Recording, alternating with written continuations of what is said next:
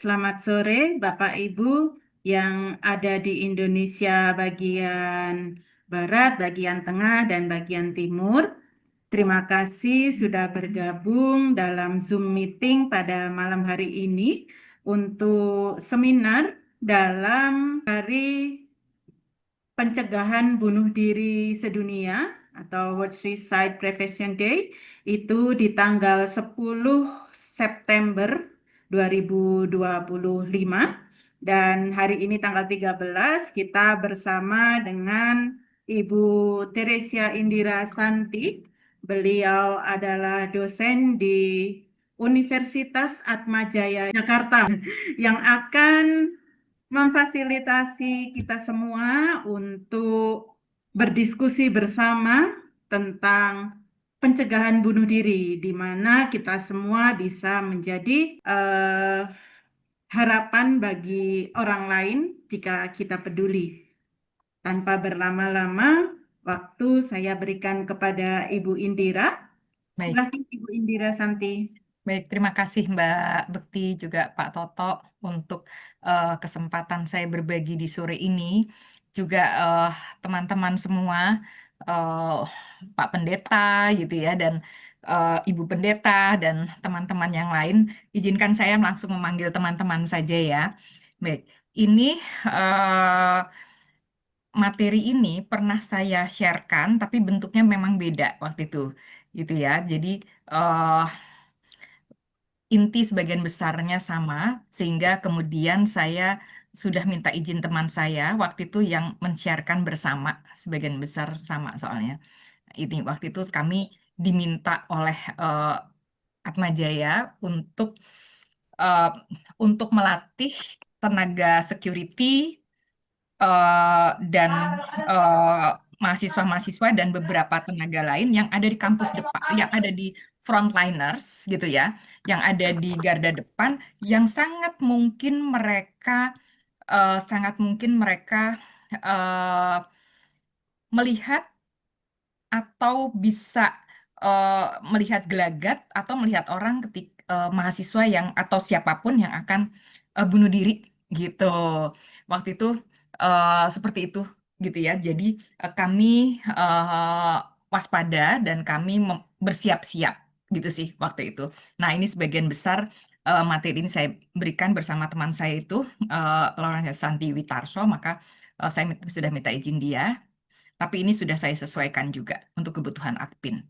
Baik, jadi intinya kita memang eh, tidak banyak narasi bunuh diri di judul, maka ini kemudian narasinya adalah kita membantu membangun harapan mereka. Gitu teman-teman narasinya, gitu ya. Oke, baik. Teman-teman kalau ada pertanyaan silakan taruh saja langsung di chat room gitu, tapi saya tidak bisa membaca chat room itu karena saya sambil share screen. Tapi mungkin nanti ada teman-teman yang membaca. Bila ada sesuatu yang terjadi saat saya share screen atau saat saya ngomong karena saya tidak bisa membaca chat room, jadi tolong langsung di stop aja gitu ya. Saya biasa kok langsung berinteraksi. Nah, bila teman-teman eh, tertarik dengan isu ini atau butuh mengakses isu ini, sebetulnya sudah banyak di Google gitu ya. Ini diantaranya, contohnya ada Into the Light itu tentang bunuh mereka memang LSM yang kemudian banyak melakukan upaya-upaya pencegahan dan pendampingan terhadap mereka yang ada ide-ide bunuh diri maupun sudah ada upaya bunuh diri. Terus kemudian juga ada website lain gitu kan. Silakan. Itu sudah banyak sumber bacaannya. Nah, yang saya ingin bagikan di sini adalah memang pertama-tama untuk kita yang mungkin bisa jadi suatu saat jadi first responder gitu ya, melihat dan kemudian atau diminta bantuan, aduh ada yang mau bunuh diri nih, gimana apa yang harus dilakukan? Nah, gitu ya.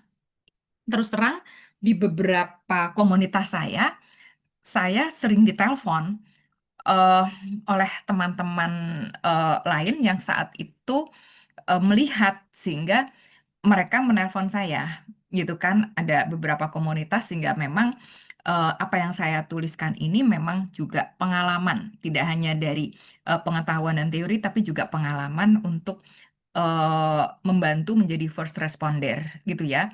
Karena saya sendiri juga beberapa kali eh, punya klien yang memang eh, dalam keadaan punya ide-ide dan ingin bunuh diri gitu ya. Cukup cukup banyak sih, mulai dari SMP, SMA eh, dan mahasiswa gitu ya. Gitu. Nah, teman-teman, ketika kita sedang krisis gitu, sebetulnya apa yang kita alami gitu ya. Kita sendiri juga eh berefleksi dulu ketika kita membantu mereka gitu. Kita juga kan, kalau saya sih pasti ya gitu ya. Saya pasti saya punya pernah krisis, down, kacau. Itu saya iya pernah. Nah, mungkin kalau teman-teman yang juga pernah seperti itu, coba kita rasakan sendiri. Apa sih yang terjadi pada kita saat itu? Dan apa yang kita butuhkan saat itu? Ketika kita bisa merefleksikan, wah, itu saya butuh orang yang begini, begini, begini. Teman yang begini, begini, begini. Maka akan lebih mudah bagi kita kemudian membayangkan apa perilaku yang harus saya lakukan untuk membantu orang yang saat itu memang sedang krisis dan kacau. Dan mungkin mau bunuh diri. Gitu ya. Nah, situ. Jadi, lakukanlah apa yang kamu ingin orang lain lakukan padamu. Nah, lakukanlah pada orang lain. Gitu. Intinya sih seperti itu. Gitu, teman-teman. Gitu ya. Nah, kita bisa menjadi first responder. Ini piramida psikososial kita lihat gitu ya. Umum publik itu banyak sekali. Ini yang paling bawah ini 70-75% itu artinya sebagian besar ya. Itu banyak sekali umum masyarakat yang punya rasa bingung, sedih, marah, nggak percaya, dan sebagainya. Gitu ya.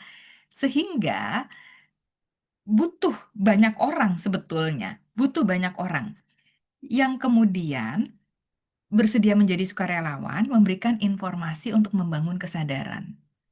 Intinya apa? Bangun kesadarannya tentang keterampilan hidup, membantu support spiritualitas seperti yang dilakukan oleh Akbin gitu ya. Terus kemudian memberikan training-training psikoedukasi gitu. Bagaimana kemudian kita merawat kesejahteraan mental sendiri gitu. Intinya itu. Kalau lagi bingung kita dengerin, kalau lagi sedih kita kita temenin, kalau lagi marah kita acknowledge emosi negatifnya misalnya ya. Kalau lagi tidak percaya juga kita acknowledge, bukan kita tekan, bukan kita tolak, bukan kita deny, gitu ya. Misalnya seperti itu. Nah, kemudian ke atas lagi. Ada 20-25% orang yang memang pernah shock, berduka, takut, dan merasa bersalah. Nah, ini memang karena ada berduka, takut, merasa bersalah, pernah shock, maka dibutuhkan juga pekerja sosial yang udah mulai terlatih dan fasilitator support group. Di antaranya bisa melakukan hal-hal seperti ini, gitu ya. Manajemen stres, konseling sesama, lanjutan monitoring, dan untuk trauma komunitas, dan sebagainya. Nah, tapi ada juga makin sedikit, tapi memang akhirnya makin perlu tenaga yang makin terlatih. Orang depresi dan trauma. Makin sedikit, tapi tidak boleh kemudian karena sedikit itu kita abaikan. Itu ya. Nah, ini tentu butuh profesional kesehatan mental dan yang terampil memberikan konseling. Dan kemudian yang spesialis lagi, ini orang sakit yang secara klinis ini yang gangguan gitu ya. Nah, ini tentu perlu dokter, psikolog, psikoterapis gitu ya. Nah, itu. Jadi dari sisi piramida psikososial, kita semua dibutuhkan. Mungkin teman-teman itu nanti bisa di baris yang ketiga gitu ya, di layer yang ketiga yang 20-25% itu dan teman terlatih untuk memberikan beberapa hal itu. Gitu, gitu teman-teman. Jadi tidak hanya yang bawah tapi juga yang layer ketiga. Nah, kita lihat sekarang mereka yang eh pernah ingin bunuh diri. Pak, banyak gitu ya. Ya, boleh dari bawah dulu saya bacakan. Banyak sekali general population itu yang sebetulnya melaporkan bahwa pernah punya ide mau bunuh diri. Banyak sekali. Saya juga saya tidak hanya mengajar di Atmajaya, tapi juga saya praktek di daerah Tomang, Jakarta Barat. Tapi saya juga konsultan beberapa lembaga pendidikan, mulai dari playgroup, TK, SD, SMP, SMA, dan SMK, gitu ya. Sehingga yang namanya ide mau bunuh diri itu, wah, itu udah ide yang banyak sekali gitu ya, pernah pernah dialami siswa-siswi itu, gitu ya. Nah, tapi kemudian ada yang mengkerucut lagi lebih kecil gitu, mereka yang pernah punya rencana mau bunuh diri. Nah, lalu ada juga yang pernah akhirnya mencoba bunuh diri, tapi nggak berhasil.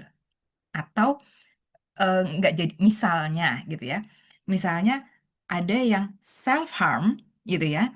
Ada yang self harm tapi dia tidak dinadi gitu. Tapi ya keluar darah banyak tapi tidak dinadi. Nah, ada juga yang akhirnya yang memang dinadi gitu atau akhirnya menggantung diri dan sebagainya. Gitu ya, teman-temannya. Jadi banyak sekali yang ada di bawah tuh banyak gitu, yang kemudian di layer ketiga tuh banyak, itu sering sekali saya temui gitu ya. Baik yang kemudian mereka pernah mengatakan maupun enggak. Misalnya kalau anak-anak itu sering sekali mereka menutupi bekas-bekas scratch-scratch itu dengan pakai apa, baju lengan panjang. Ke sekolah pun mereka pakai baju lengan panjang, gitu kan, untuk menutupi. Atau mereka tahu mereka mencakarnya, melukai dirinya tuh di paha dan di leher, gitu ya. Sehingga nggak kelihatan. Atau di lengan yang atas, gitu. Sehingga tertutup, gitu. Itu yang mereka lakukan. Jadi supaya nggak diketahui orang lain, gitu. Jadi kalau saya tuh biasanya begitu ngelihat scratch-scratch gitu, saya terus tanya, wah, itu terakhir kapan? Mereka biasanya udah langsung cerita gitu ya.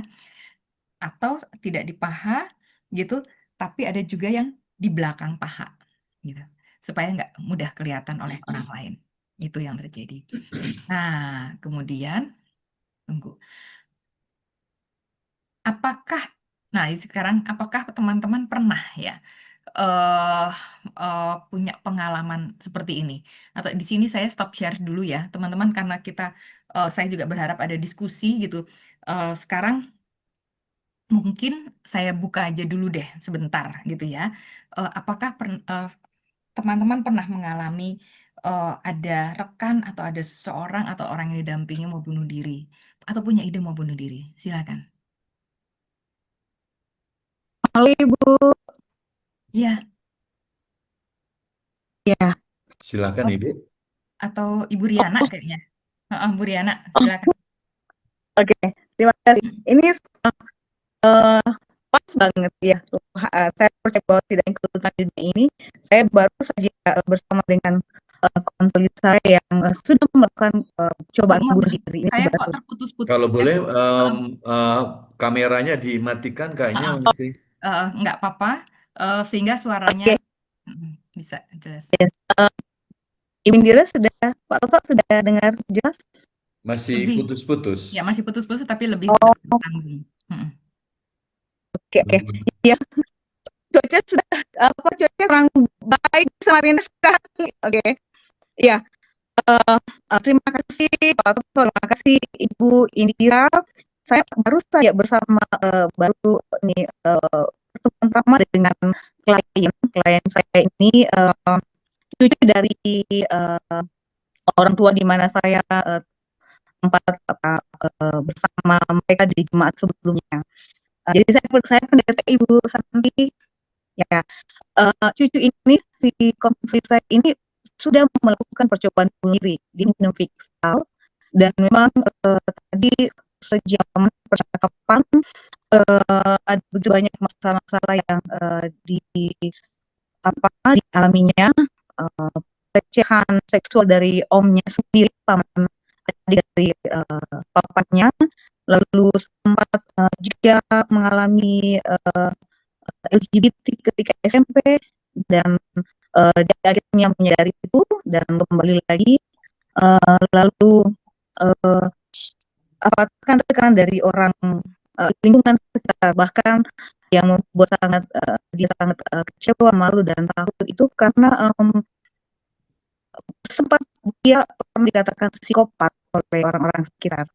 Ya, dan dia akhirnya melakukan bunuh diri, dan itu juga katanya setelah dia tidurnya itu ketika uh, dia mengikuti salah satu ibadah di sebuah gereja, ya gereja X, lalu di mana dia selama 3 tahun di sana, dan dia dia merasa kayak dosa ini orang benar karena pengajaran dari gereja tersebut yang uh, mungkin membuatnya seperti saya orang berdosa, saya tidak pantas sekali karena ajaran itu mengajak untuk hidup kudus, dan uh, mungkin itu yang membuat akhirnya dia bunuh diri.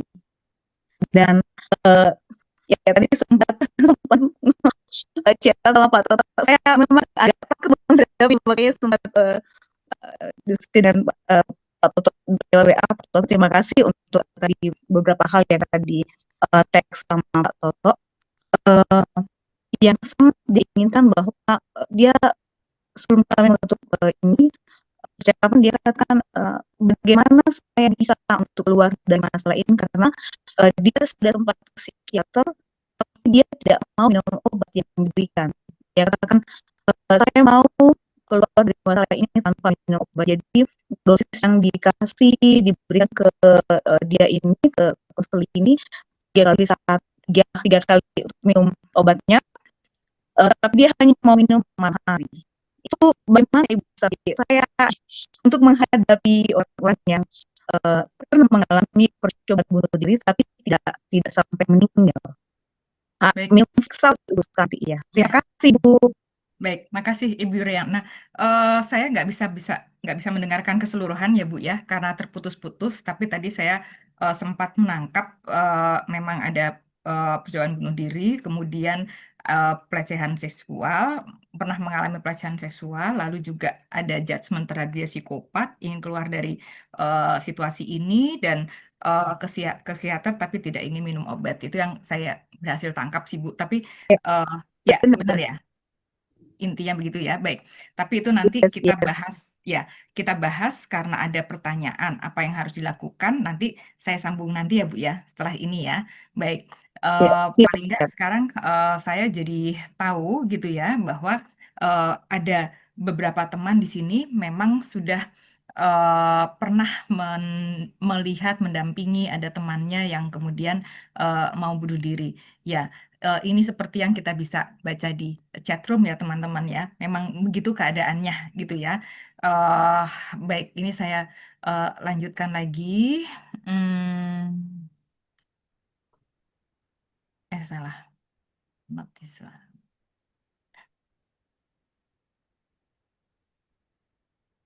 Oke.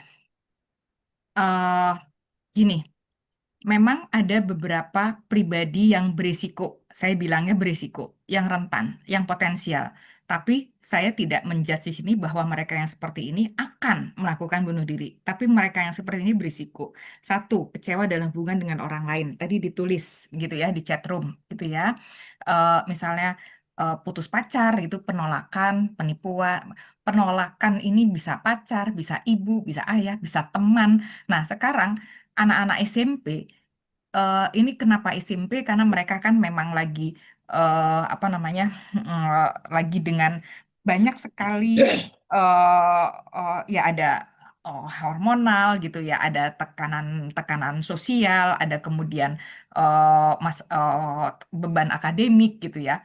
SMP itu otak mereka tuh belum otak bagian emosi mereka tuh belum belum cukup matang gitu maka driver license itu apa namanya SIM itu baru diberikan umur 17 gitu kan karena memang otak emosi mereka belum matang. Nah, tapi memang mereka sudah bisa untuk mengetahui apa yang harus mereka lakukan ke depan. Itu tekanan-tekanan itu ada akademik dan apalagi kemudian mereka dalam hal pertemanan sangat labil sekali gitu. Sehingga sangat mudah mereka overthinking Nah, karena mereka overthinking, maka mereka mudah sekali merasakan jadi pengalaman subjektif itu penolakan, gitu ya. Nah, ini tidak hanya putus pacar, jadi penolakan, merasa dikucilkan, merasa nggak disukai, gitu kan. Masalahnya lagi, mungkin tidak semua teman satu kelas menolak, tapi begitu ada yang signifikan atau kelompok signifikan menolak mereka, udahlah. Mereka terus jadi nggak merasa berharga, nggak merasa bermakna, nggak ada tujuan hidup gitu. Jadi belum tentu orang lain belum tentu sekelas menolak, tapi ada teman signifikan yang menolak dia, ah udah gitu ya. Jadi penolakan itu kadang-kadang juga kadang-kadang kita lihat, waduh ini rentan banget gitu ya. Jadi nggak hanya selalu putus pacar. Kemudian penipuan, nah ini umumnya yang terjadi ini kalau masalah keuangan dan sebagainya gitu ya. Tapi penipuan itu juga merasa dikhianati, nah itu berkaitan gitu ya. Diabaikan, neglected itu ya termasuk oleh teman, oleh orang tua, oleh mereka yang signifikan terutama, signifikan bagi mereka gitu ya saat itu gitu. Sehingga kadang-kadang waduh kita ngelihat orang tuanya sangat baik, sangat ini tapi orang signifikan bagi dia saat itu adalah pacar, gitu kan? Maka marahlah. Atau orang signifikan bagi dia saat itu adalah sahabatnya, tapi ternyata sahabatnya sama teman yang lain, gitu ya. Ini juga mengalami kekerasan. Nah, maka tadi kekerasan seksual, bullying, bullying itu saya banyak sekali gitu ya, banyak sekali klien-klien saya itu bullyingnya sangat SD, saat SMP, tapi baru kemudian ingin bunuh dirinya ketika mahasiswa gitu. Itu karena kemudian terakumulasi, kenangan itu nggak terkelola, itu banyak gitu ya. Di stigma gitu kan, stigmatisasi, eh, termasuk ini ejekan gitu ya, diskriminasi, kemudian tadi ya psikopat, ejekan psikopat itu juga stigma gitu ya, didiskriminasi, kekerasan seksual. Nah, ini kekerasan seksual memang akhirnya banyak klien saya juga korban kekerasan seksual ya teman-teman ya. Itu akhirnya yang kemudian kita perlu peka pada mereka karena mereka ini eh, gini, kalau korban kekerasan itu kita dengan mudah berpihak pada si korban kekerasan itu. Apalagi kalau kita saat itu ngeliat lebam-lebamnya gitu ya, ejekannya dan sebagainya. Tapi kalau kekerasan seksual tuh kadang-kadang mereka sendiri tidak tahu bahwa mereka itu adalah kekerasan seksual yang mereka alami gitu. Karena sedemikian budaya kita itu masih gender bias, yang nggak hanya kita Indonesia gitu ya, tapi juga dunia gitu kan, karena saya banyak penelitian bidang ini juga gitu kan, sehingga mereka kalau mereka udah tahu mereka nggak ngerasa aman, nggak ngerasa nyaman dengan apa yang mereka alami, mereka juga bingung gitu, mau lapor nanti yang lebih eh dipercaya adalah si pelaku karena umumnya pelaku itu adalah lebih berkuasa. Nah, itu ada relasi kuasa di situ gitu ya. Maka ini mereka rentan banget untuk berpikir mau bunuh diri. Iya, pernah ada kejadian anak dilecehkan oleh temannya ketika dia kelas 2 SD. Dilecehkan oleh temannya yang kelas 5 SD, laki-laki. Saat itu mereka nunggu jemputan, belum dijemput. Nah, si anak kelas 5 ini ingin tahu karena dia udah mulai puber dan sebagainya, dia ingin tahu waktu itu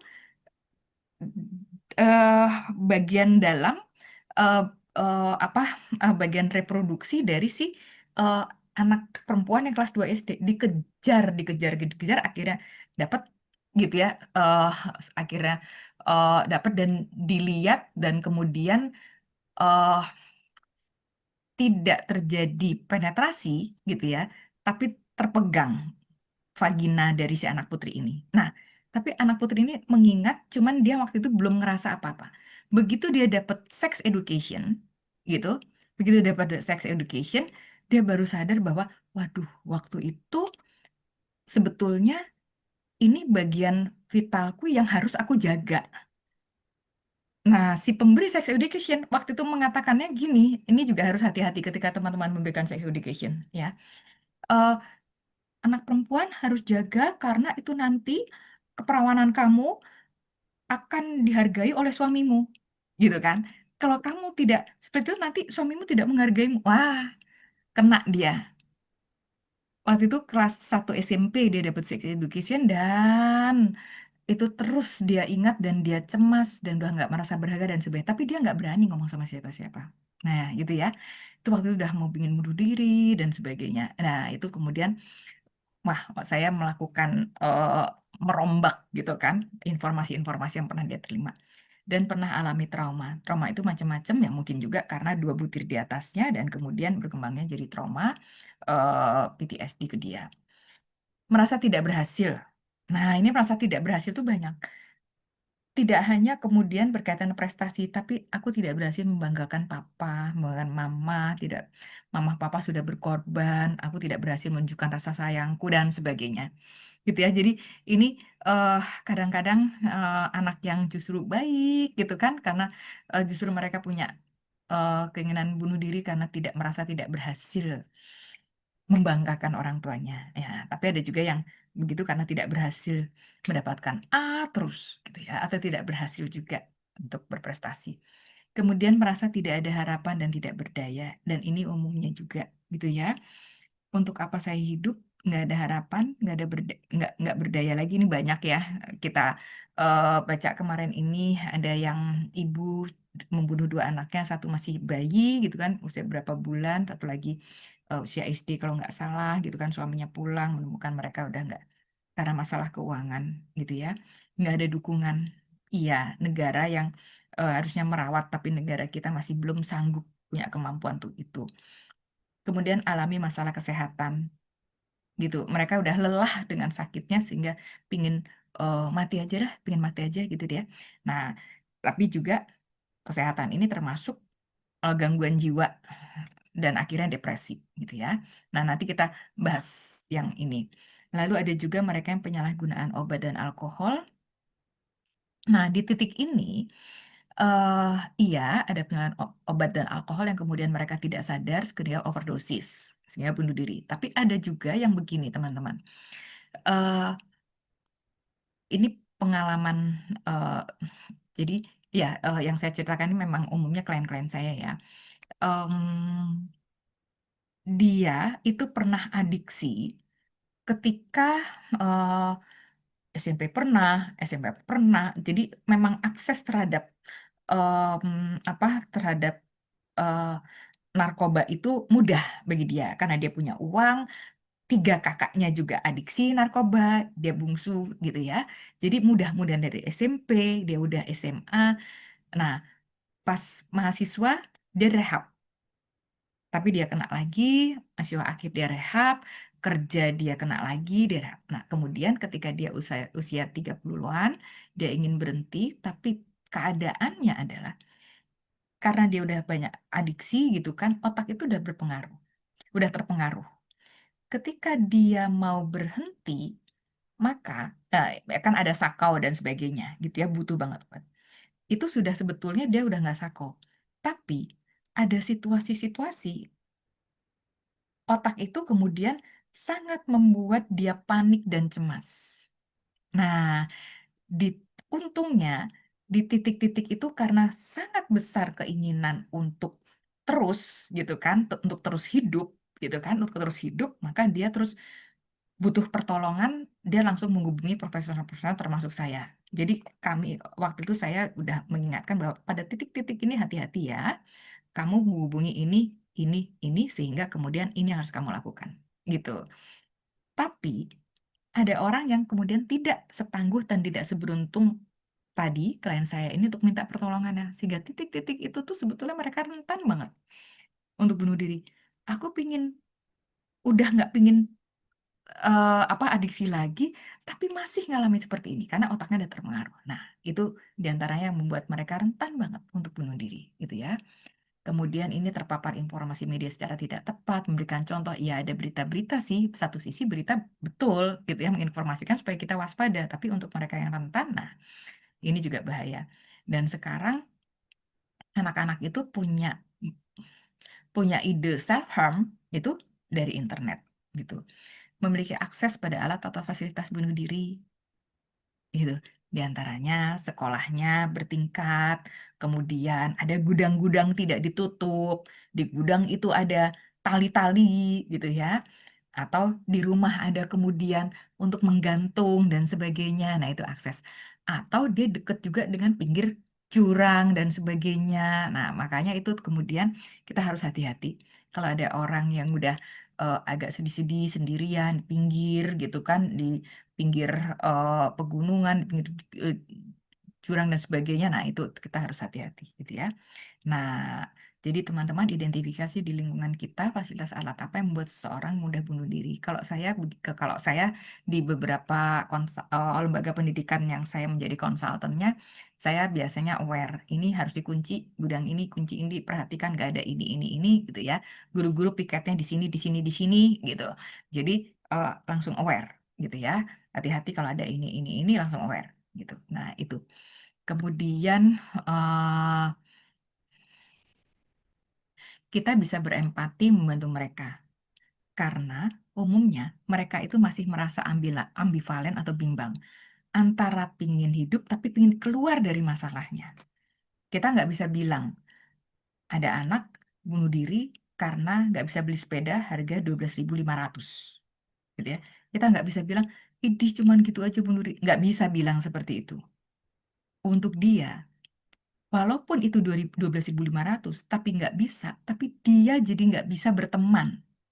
Dia dikucilkan teman-temannya karena nggak bisa naik sepeda, karena nggak bisa bersama teman-teman yang bersepeda. Jadi sepeda itu saat itu adalah sangat bermakna, gitu ya. Sementara ayahnya ya mikirnya ringan, nggak bisa, papa beliin itu. Wah, tapi ternyata untuk dia suatu hal yang besar banget, gitu ya. Ingin keluar dari masalahnya. Tapi dia tidak ingin hidup dengan rasa sakit yang dialami. Umum, kita manusia itu kan punya kebutuhan, dihargai, dimiliki, dicintai, diperhatikan, harga diri gitu ya, aktualisasi dan diri dan sebagainya. Ketika kita tidak bisa memenuhi kebutuhan kita atau yang tidak bisa memenuhi seperti yang kita harapkan, maka gitu kan, maka sulit bagi kita, kadang-kadang sulit bagi kita untuk menerima itu. Itu sakitnya banget ketika, aduh iya aku nggak bisa, nanti aku dipandang gini. Nah, titik-titik let go itu yang biasanya sulit dilakukan. Ketika mereka belum bisa letting go gitu ya, maka gitu kan, maka ya masih sangat merasa sakit dan nggak mau dalam keadaan seperti ini. Karena belum bisa menerima keterbatasan tadi. Sehingga satu-satunya solusi adalah bunuh diri. Nah, apa pikiran dan perasaan mereka yang ingin mencoba bunuh diri? Ya, krisis saat itu. Saya nggak, misalnya ini nih ya, kalimat-kalimat ini ya. Ini kalimat-kalimat yang keluar juga dari klien saya. Saya tidak bisa membayangkan untuk bisa melewati rasa sakit. Itu adalah kenyataan yang berbeda bagi saya. Saya cuma hanya tahu bahwa saya ingin rasa sakit itu berhenti, penderitaan itu pergi. Gitu. Karena ngelewatinya untuk merasa dikucilkan, besok sekolah lagi ya, besok sekolah lagi, aku nggak ada teman lagi ya, besok sekolah itu adalah suatu hal yang penderitaan untuk mereka. Aku nggak bisa cerita ke orang lain, mereka terlalu bahagia untuk hadapi masalahku. Mereka nggak paham, mereka nggak ngerti gitu ya, bahwa di sini tuh lagi sedih banget, sorrow banget. Mereka tidak bisa paham masalah, mereka nggak bisa bantu aku. Percuma aku cerita, nggak ngerti mereka gitu ya. Ada yang bilang aku ingin buang kepalaku aja. Ya, karena yang sakit tuh, yang mikir terus tuh kepalanya, gitu kan. Aku pingin nggak mikirin itu, tapi muncul lagi, gitu ya. Aku ingin segera selesai dari ini semua.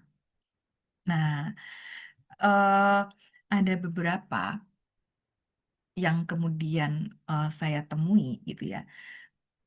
Mereka ketika selamat dari coba bunuh diri, misalnya gini, mereka tuh ada di pinggir, ketika mau loncat, terus ada orang lihat, ditangkap, terus dibawa. Nah, mereka itu bisa bilang seperti, aku nggak sadar.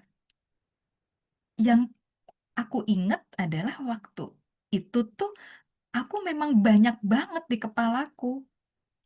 Tapi aku memang nggak ada solusi. Tapi aku nggak sadar. Aku ngelangkah ke pinggir itu.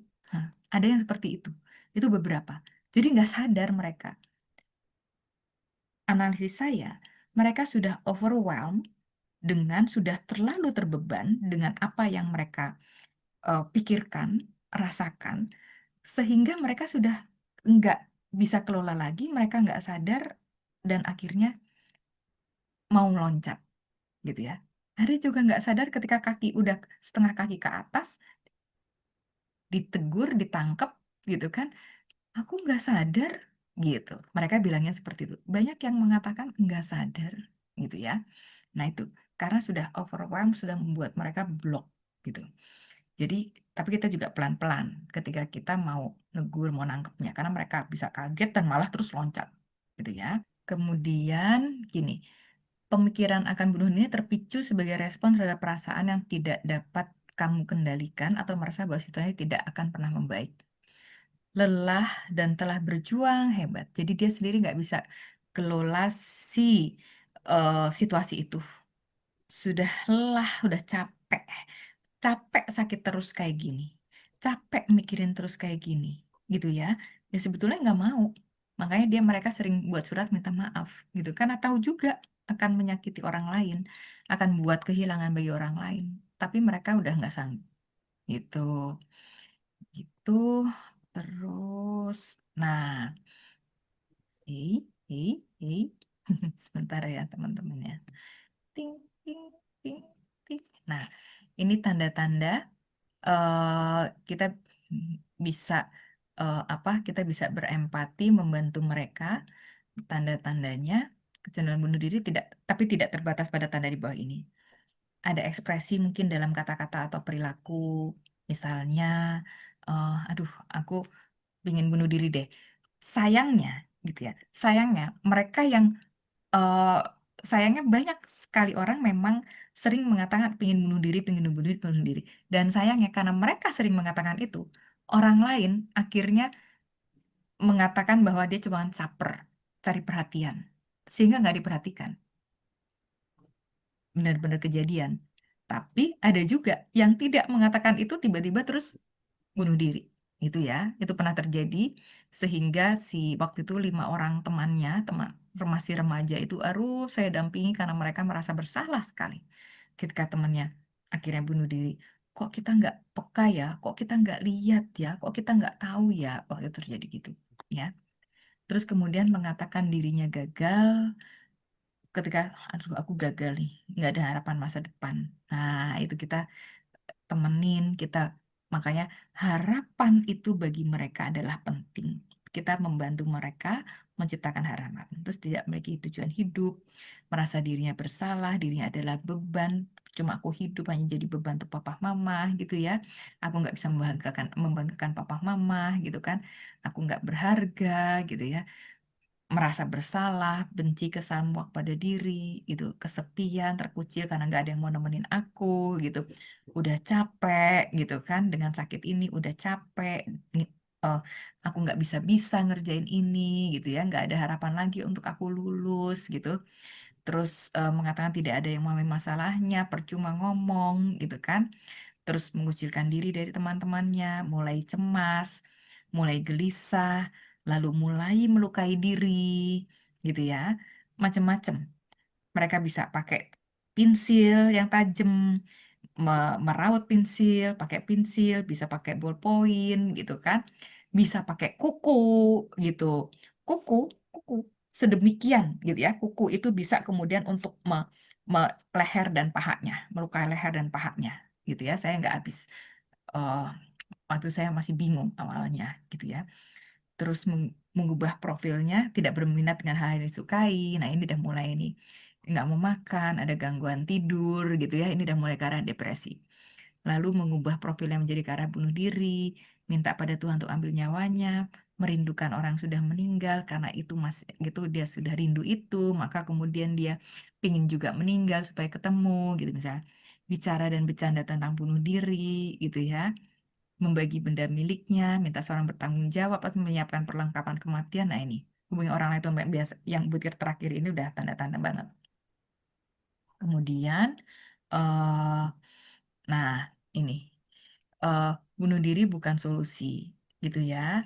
Jadi yang perlu kita lakukan, ini dia sering membicarakan kegelisahan yang dialami, sering bicara tentang kematian, ini tambahan, kehilangan nafsu makan, merasa putus asa dan tidak memiliki gairah hidup, mudah marah tiba-tiba. Karena marah itu adalah ekspresi dari mereka sudah overwhelmed, mereka sebetulnya udah benci pada diri atau benci pada orang lain, gitu ya. Sehingga mereka juga udah nggak bisa kelola emosi karena sudah overwhelmed emosinya, gitu. Sulit tidur, kerap merasa sedih, cemas, stres, menarik diri dari lingkungan sekitar. Nah, bagaimana membantu saat situasi atau lokasi masih aman? Artinya belum mencoba bunuh diri. Nah, ini mulai teman-teman. Di antaranya mungkin bisa menjawab pertanyaan di chat room, gitu ya. Saya mengusulkan untuk anggap serius semua ide dan kecenderungan bunuh diri, termasuk mereka yang sering mengatakan aku ingin bunuh diri, aku ingin bunuh diri. Anggap mereka bukan cari perhatian. Saya lebih baik serius menanggapi itu, gitu ya. Dan saya selalu ngomong ini di seminar-seminar tentang ini, gitu. Jadi anggap serius, gitu. Dan bunuh diri bukan sesuatu yang tabu untuk dibicarakan, gitu ya. Istilah bunuh diri atau meninggal karena bunuh diri bisa dipakai. Tapi memang hati-hati kita membicarakannya. Narasinya saat ini adalah beri harapan bagi mereka. Lalu, bertanya langsung pada orang yang Anda khawatirkan punya kecenderungan bunuh diri. Mulai dengan tanya persen apa yang dirimu rasakan saat ini. Jadi kalau, duh, aku kesel banget ya, capek banget, rasanya pengen banget bunuh diri. Sepertinya dirimu tertekan banget ya, capek banget ya. Apa yang dirimu rasakan saat ini? Beri kesempatan cerita atau diskusikan perasaan negatifnya. Ini yang Akpin latihkan pada teman-teman untuk menjadi konselor, gitu ya. Sabar dan beri waktu untuk sampai cerita pada ide bunuh dirinya. Jangan langsung tanya tentang ide bunuh dirinya. Perasaan dulu, gali dulu, hambatan-hambatan, kesulitan, gitu kan, apa yang sudah dia upayakan. Nah, mungkin terus kemudian dia sendiri akan come up dengan cerita mau bunuh diri. Salah satu contoh, apakah kamu pernah berharap bahwa kamu tidak lagi bisa terbangun saat pagi hari, gitu kan? Bila jawabannya ya, lanjutkan. Apakah kamu pernah punya pikiran untuk bunuh diri? Apakah kamu berpikir membunuh dirimu? Nah, tunjukkan bahwa kita peduli. Temani, dan dukung. Yang mereka butuhkan saat itu ditemenin dan didukung, dibantu, tapi bukan PHP, gitu ya. Temani juga datang ke tenaga profesional kesehatan mental. Itu kalau mungkin di tempat teman-teman.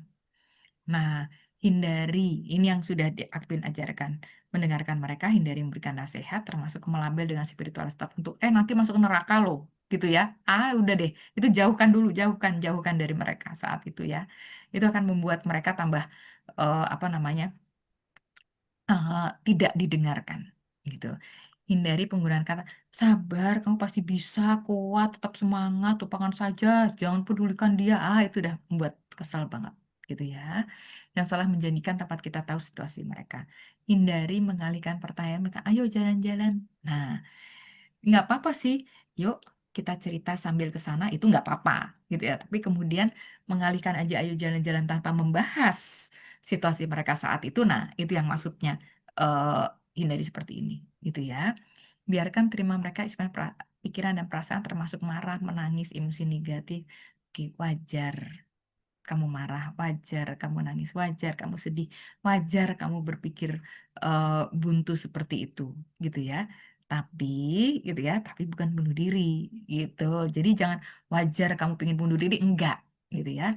Wajar kamu rasanya buntu karena sudah nyoba banyak, wajar ini. Nah, tapi yuk dilanjutkan. Yuk sekarang kita lihat apa yang masih bisa kita lakukan. Nah, itu dukungannya misalnya, gitu ya.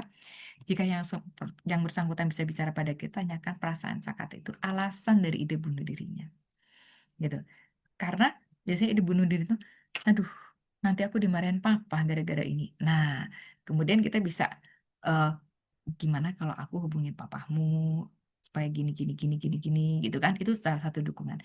Yakinkan bahwa merahasiakan alasan dia membunuh diri tidak memecahkan masalah dan sebetulnya dan masih sangat mungkin mendapatkan pertolongan, termasuk dari kita semua, kalaupun bukan tenaga profesional, gitu ya.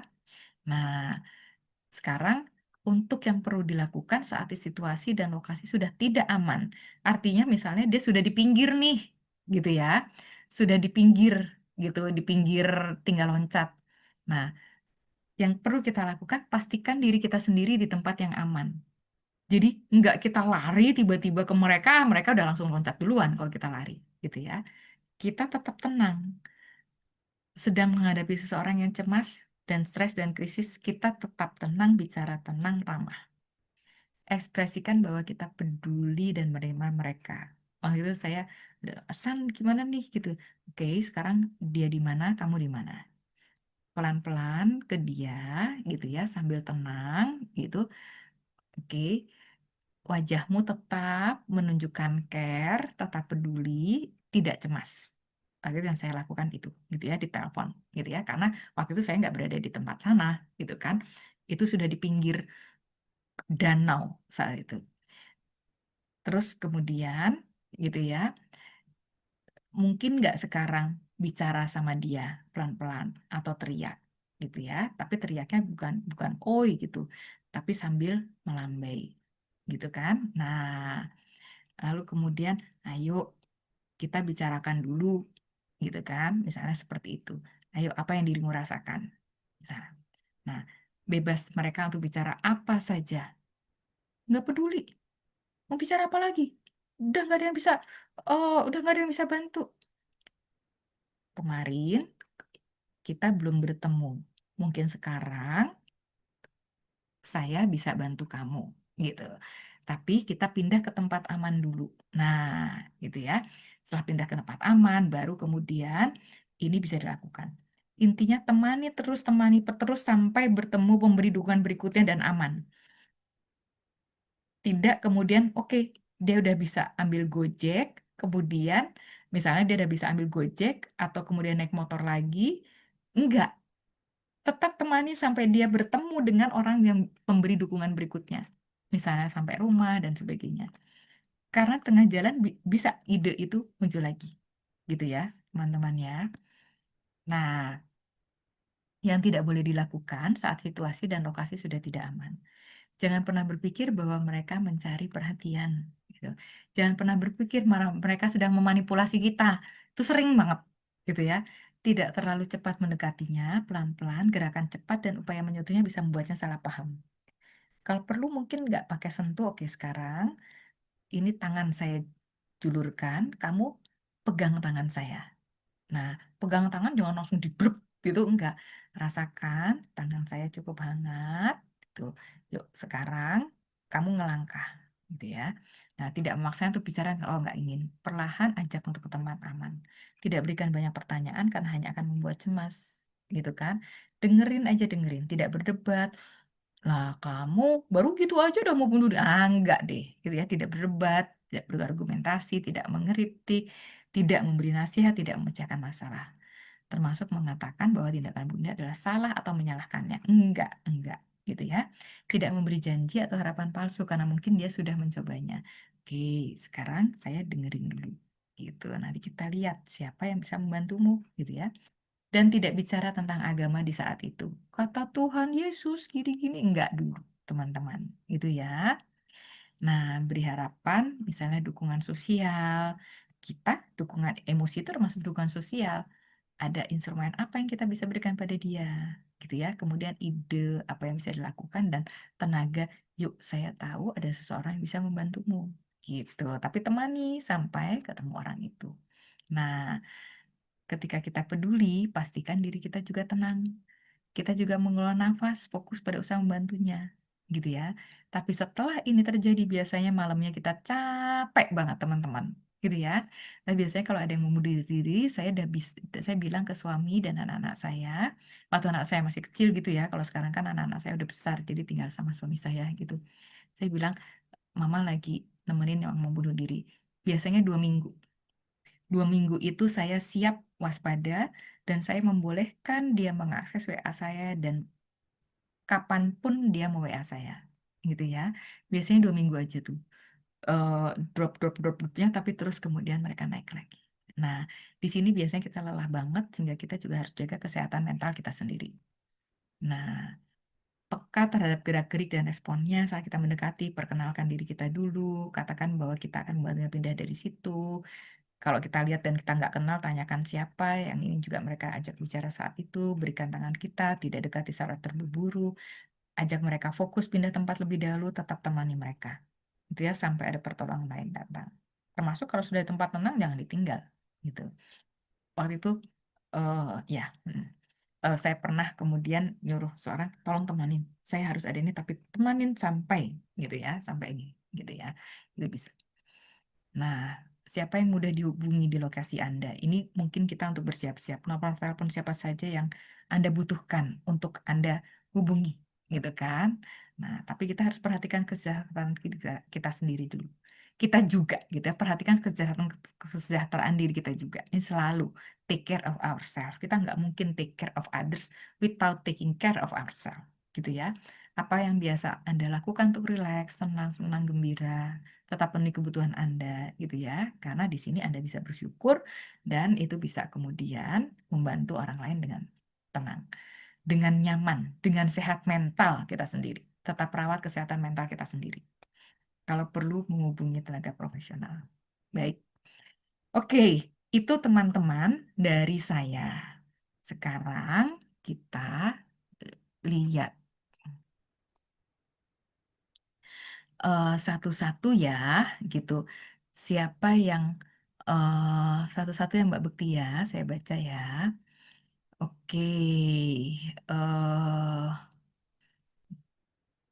ya ini kosong merasa kalau apa yang dianima saat ini tidak berat ya. Yang mulai, ya, oke.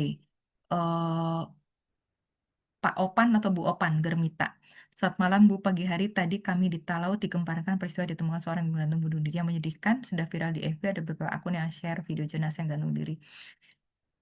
Ya, ini tidak baik gitu ya. Terus terang tidak baik men-sharekan seperti ini. Satu, itu bagi keluarga. eh, Pasti keluarga juga sangat, pasti dengan kehilangan sangat berduka. Ditambah seperti ini, ada stigma, ada judgement pada keluarga gitu ya. Jadi itu nggak baik gitu. eh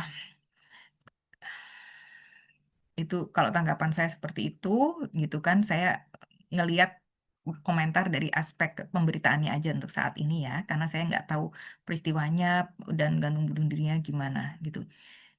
Cara advokasi orang untuk peka terhadap perilaku seorang yang berpotensi melakukan bunuh diri. Saya pernah gini, saya ada klien tapi orang tuanya sudah lelah karena dia udah sering mau membunuh diri sehingga si ibu itu bilang saya, udahlah Bu, nggak usah concern-concern amat. Sementara saya membolehkan dia WA saya kapanpun, gitu ya. Sementara ibunya sudah nggak terlalu peduli, gitu. Sehingga yang saya katakan pada ibunya adalah, Bu, kalau saya masih akan merasa sangat kehilangan. Kalau padahal itu bukan anak saya ya, klien saya ya. Saya masih akan merasa sangat kehilangan kalau dia benar-benar melakukan itu, gitu.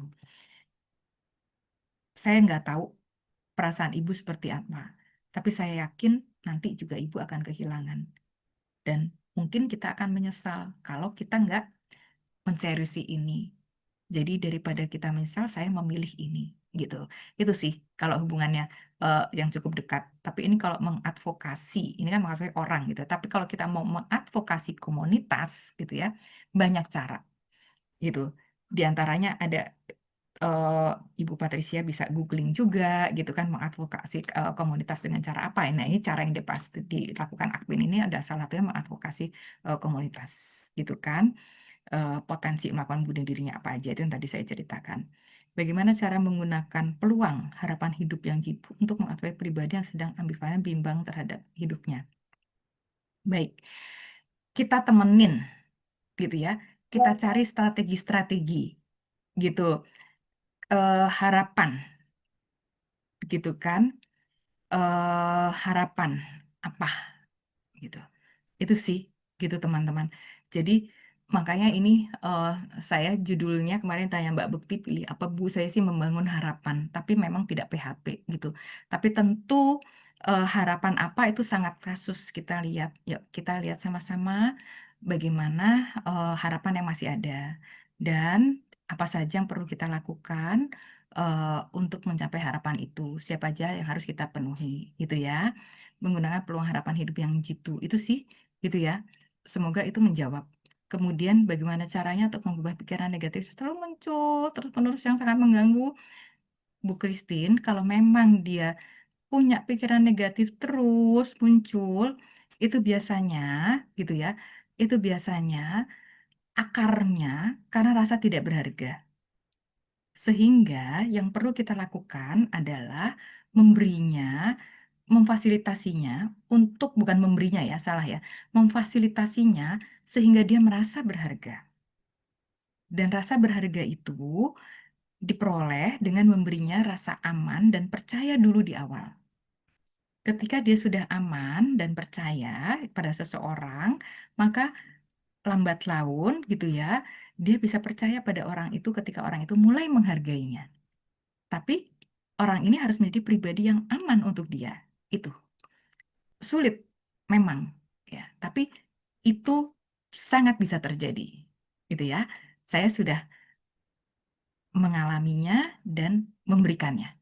Jadi kita sebagai jadi pribadi dulu yang aman, bisa dipercaya sehingga dia percaya bahwa dan kemudian langkah-langkah memfasilitasi dia sehingga dia memiliki harga diri gitu. Gitu sih.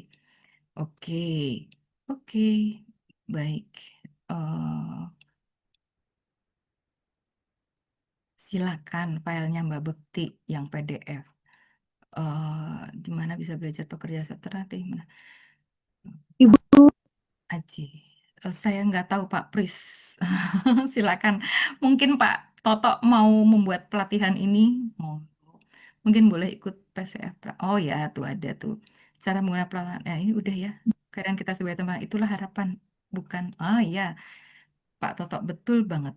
Teman seperjalanan yang menjadi pribadi yang aman gitu ya, bisa dipercaya gitu ya, memfasilitasi harga diri. Betul sekali Pak. Baik, itu terjawab. Silakan teman kalau mau diskusi.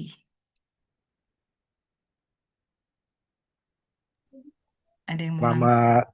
Selamat malam Bu.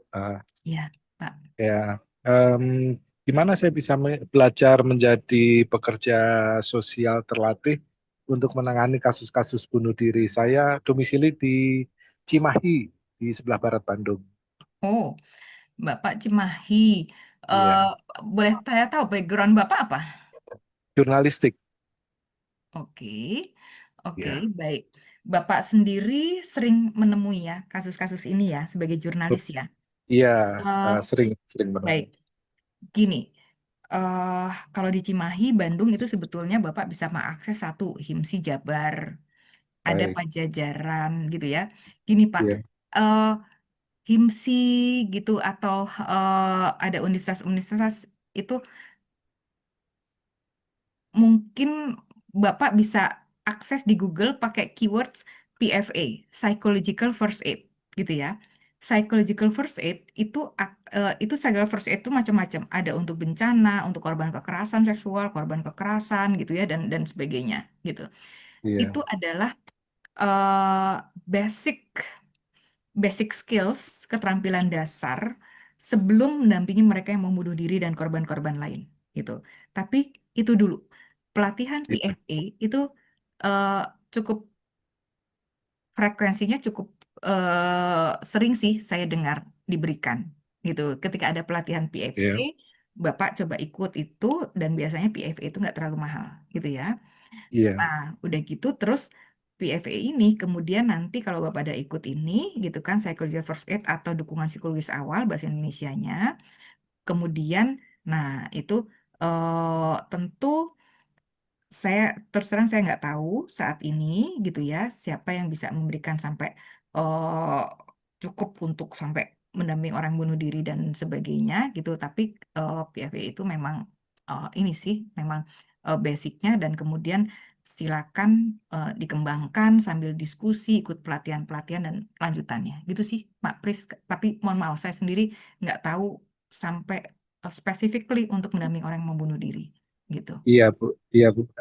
Soalnya ketika ketika kita mendapati orang yang kita kenal mau melakukan bunuh diri itu Itu melelahkan sekali, berat sekali. Apalagi kalau tidak terlatih, karena saya pernah mengalami dan itu justru menguras energi saya sendiri.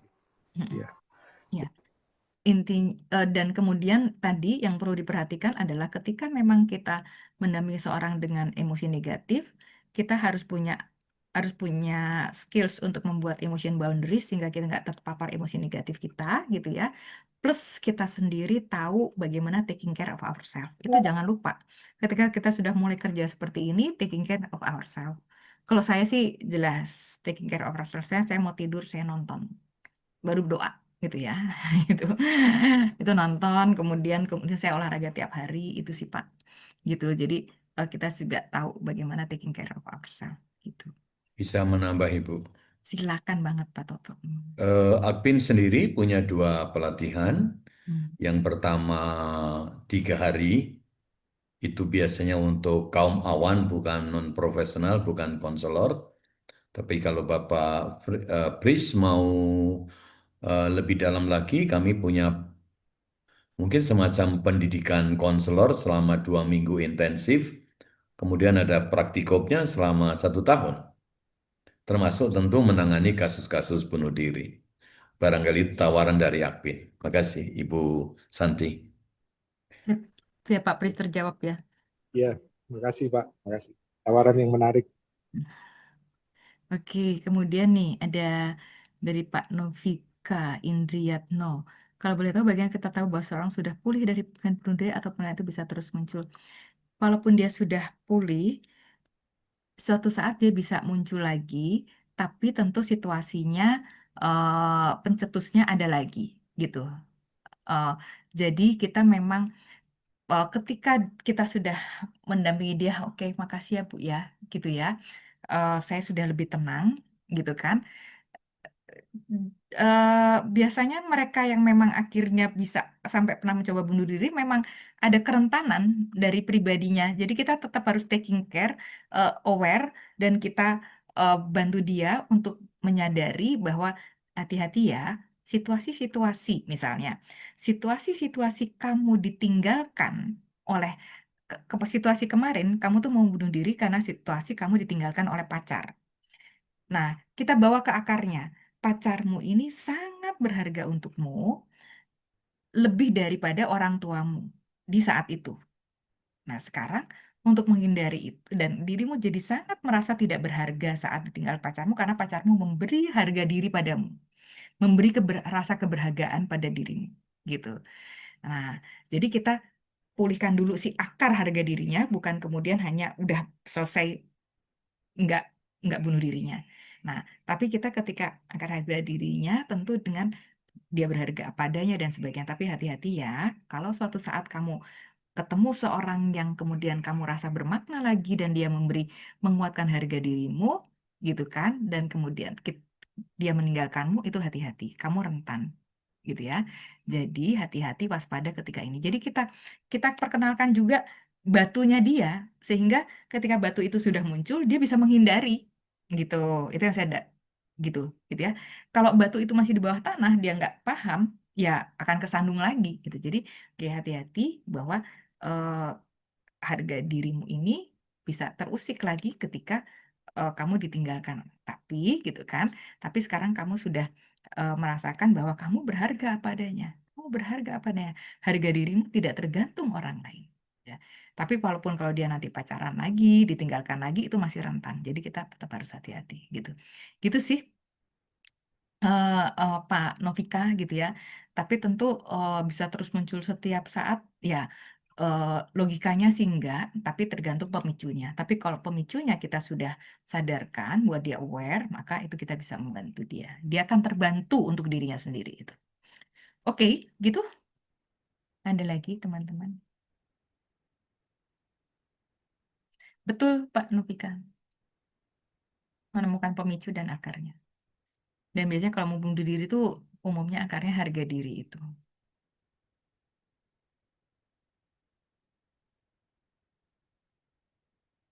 Mari Bapak Ibu yang lain ada yang ingin ditanyakan atau menanggapi sesuatu, silahkan. Tidak harus dari chat, bisa langsung menyampaikan langsung ke betul. Ibu Santi. Silakan. Atau mau saling sharing atau saling mau cerita juga boleh loh. Saya pernah ngalamin ini dan kemudian ada apa, itu boleh banget loh. Jadi kita saling belajar bersama. eh Apakah ada pengaruh frekuensi yang dapat Ya. dipantulkan pada di mana peristiwa kasus seperti tidak semua? Maksudnya gimana ya Pak Firman? Pengaruh berupa frekuensi yang dapat dipantulkan pada lingkungan. Jadi maksudnya apakah ada kasus bunuh diri kemudian yang lain jadi mau ikutan gitu? Izin Ibu, Heeh. saya mau bertanya. Tapi saya pinjam belakang dulu. Eh, 2 minggu yang lalu itu ada kasus bunuh diri pada seorang mahasiswi. Lalu dekat dari lokasi itu terjadi lagi sebuah kasus bunuh diri pada seorang bapak usia 54 tahun. Nah, apakah ada semacam pemantulan atau apa ya? Karena di situ ada peristiwa yang hampir peristiwa yang sama, lalu itu dapat terpengaruh kepada yang lain yang memang sudah rentan untuk juga mengalami atau memutuskan untuk mengakhiri hidupnya. Baik, Pak Firman, terima kasih. Gini, saya bukan ahli elektromagnetik gitu ya. Jadi saya nggak tahu mengenai pantulan-pantulan itu gitu. Tapi eh, adanya kasus tersebut bunuh diri dan kemudian orang yang sudah rentan itu jadi tahu itu dia bisa satu memang terkuatkan. Oh, jadi memang ya bisa ya bunuh diri itu gitu. Tapi ada juga di kasus yang lain seorang bunuh diri ada orang yang bunuh diri, dia tahu bunuh diri, awalnya dia punya ide bunuh diri, tapi terus dia ah ternyata kalau bunuh diri itu membuat banyak orang kehilangan dan kemudian saya baca itu bukan solusi. Jadi saya nggak jadi. Itu bisa loh Pak. Jadi saya nggak bermaksud mengeneralisir gitu ya. Dan saya bukan ahli elektromagnetik, apakah memang ada pemantulan-pemantulan dan sebagainya. Tapi memang ada kasus bunuh diri berdampak pada sekitarnya, termasuk mereka yang rentan, iya. Tapi bisa menguatkan untuk keinginan bunuh diri, bisa juga mengurangi keinginan bunuh diri. Gitu, Pak Firman. Semoga menjawab. Kemudian, mohon pencerahan untuk mencegah kalian berpikir untuk bunuh diri pada Gen Z, terutama di usia SMA. Iya, gini. Sekarang anak-anak ini lebih rentan dari generasi sebelumnya untuk mereka berpikir bunuh diri. Satu, karena beban mereka juga jauh lebih banyak dibandingkan kita, gitu ya. Beban akademik dan sebagainya. Mungkin kurikulumnya mirip, tapi beban itu dirasakan mereka berat karena mereka tuh sudah sangat mudah ngeliat apa yang sangat diharapkan oleh masyarakat, apa saja yang terjadi di masyarakat, gitu ya, melalui pemberitaan-pemberitaan di internet itu mereka bisa mengaksesnya dan mudah. Dan kemudian bahwa ternyata yang dianggap dihargai, tanda kutip dihargai oleh masyarakat ini adalah misalnya universitas di mana, gitu, universitas di sini, gitu kan, penemuan ini, penemuan itu. Sementara aku nggak gitu, gitu. Jadi tanpa kita sendiri menekankan itu, mereka sudah bisa melihat sendiri bahwa itu yang dihargai oleh masyarakat, gitu ya. Ditambah lagi, ini kalau keluarganya juga tidak menanamkan nilai-nilai eh spiritualis gitu ya. Jadi kalau keluarganya menanamkan nilai-nilai yang misalnya manusiawi, prestasi, materi dan sebagainya, itu sangat mudah keluarga itu menjadi merasa terkejar-kejar terus. Tuh, si ini dapat ranking segini. Tuh, si ini punya ini. Tuh, si ini berhasil ke universitas ini. Tuh, si ini begini. Itu akan membuat seorang jadi lebih mudah terbeban. Gitu, ya. Sehingga mencegahnya bagaimana untuk si generasi ini? Kalau saya tentang bunuh diri ini mau nggak mau selalu akarnya adalah harga diri, gitu. Sehingga mereka merasa bermakna, sehingga mereka merasa berharga. Kalau mereka merasa bermakna, berharga, dalam situasi nggak mencapai apa yang mereka inginkan pun, mereka masih tetap bisa menerima keterbatasan. Karena aku sudah berharga apa adanya. Diriku ini sudah berharga tanpa aku harus punya rumah 10 gitu misalnya. Yang katanya dihargai orang. Tanpa aku harus bisa lulus dengan IPK 4 gitu. Tanpa aku harus, mohon maaf, tanpa aku harus jadi pendeta gitu misalnya. Aku sudah merasa, aku sudah berharga apa adanya. Karena aku disayangi Tuhan. Aku diterima Tuhan. Karena aku diterima Tuhan, maka, nah ini dampak psikologisnya adalah aku bisa menerima diriku apa adanya. Aku menerima keterbatasanku. Dan kemudian aku bersahabat dengan keterbatasanku. Gitu teman-teman. Jadi kalau kita merasakan, nah sehingga yang perlukan adalah Gen Z ini supaya merasakan berharga, dikasihi, gitu kan. Tapi kalau mereka dikasihi Tuhan, Gen Z ini mungkin masih jauh ya, gitu. Terutama anak SMP gitu ya. Dikasihi Tuhan tuh masih ke otak mereka, gitu kan. Mereka butuhnya dikasihi oleh teman-teman, dikasihi papa mama, gitu. Gitu sih. Oke, baik. Puji Tuhan kalau sudah terjawab. Pak Toto mungkin mau menambahkan? Saya sedikit memancing nih Bu, terpancing. Kadang-kadang kan ajaran agama, bukan spiritualitas itu selalu harus sukses, harus sempurna, harus yang baik, nggak boleh menangis, nggak boleh ini. Apakah itu juga sebenarnya bisa makin membebani Ibu daripada membebaskan ya? Iya. Mhm. Begitulah yang saya eh, refleksikan dari klien-klien, dari sekitar, dari ilmu, dan dari diri saya sendiri, Pak. Betul, iya, iya. Gitu. Karena gini, ini saya diskusi dengan pembimbing rohani saya cukup berat ya tentang ini. eh eh, kita tuh diasuh gitu. Kita diasuh, banyak pengasuhan itu salah karena kita diasuh waktu kecil untuk menjadi eh, mana yang bad boy, good boy gitu ya. Dengan konsekuensi-konsekuensi. Kalau kamu seperti ini, nanti papa beliin ini. Kalau seperti ini, nanti mama beliin ini. Kamu anak pinter, kamu anak ini. Nah, tanpa disadari, kita belajar sejak kecil, gitu ya. Kita belajar sejak kecil bahwa produk itu menghasilkan penghargaan. Sehingga yang kita kejar adalah produk untuk mendapatkan penghargaan itu, bukan prosesnya.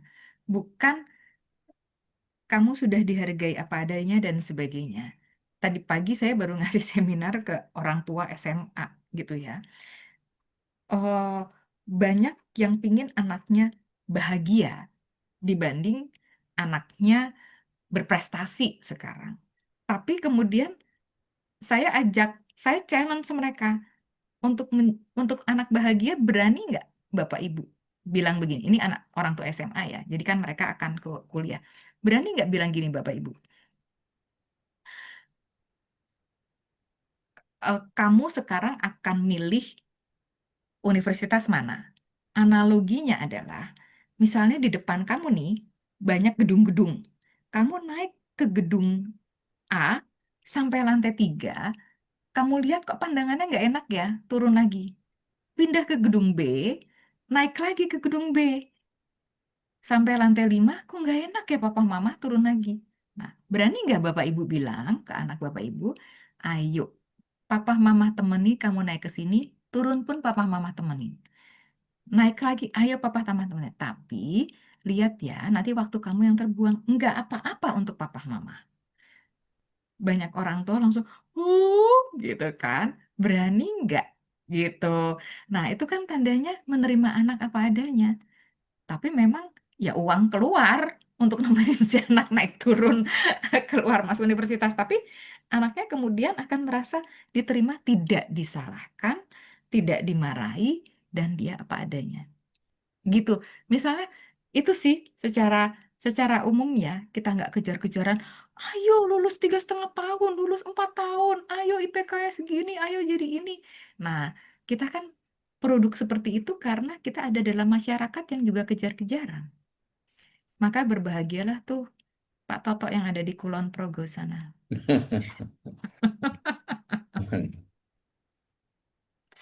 Juga Gitu. kadang-kadang kan saya melihat ibu, anak-anak kecil sudah diancam, kalau Iya, kamu nggak sholat, kamu nggak sembahyang, masuk neraka loh.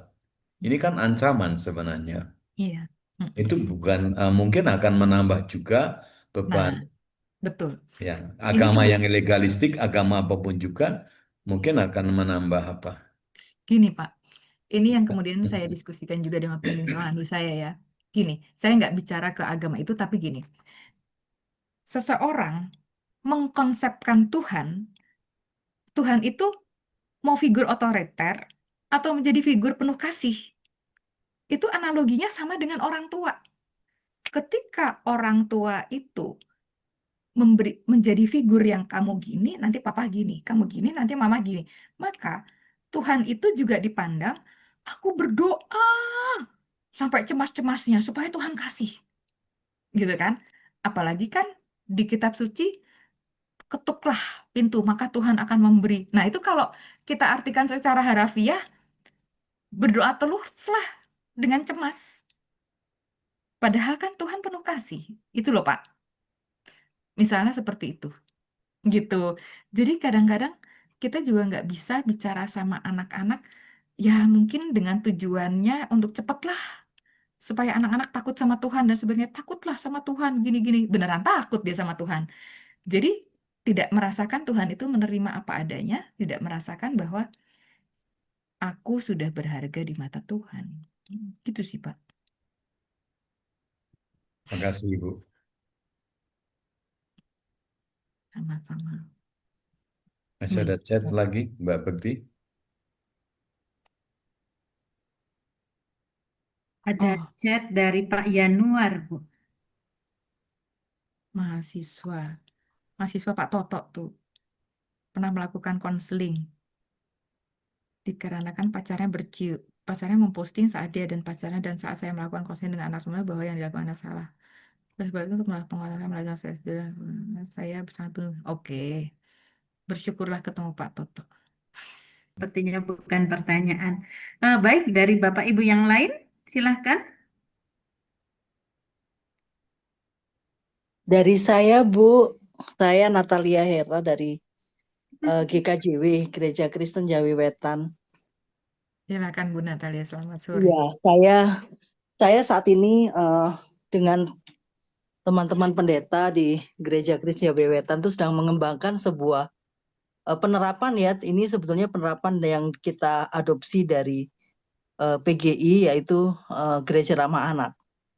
Nah, di dalam Gereja Ramah Anak itu mengembangkan komunitas yang support terhadap perkembangan anak yang holistik dan positif tentunya sebagai basis dari terbentuknya lingkungan yang tidak mengandung kekerasan untuk anak.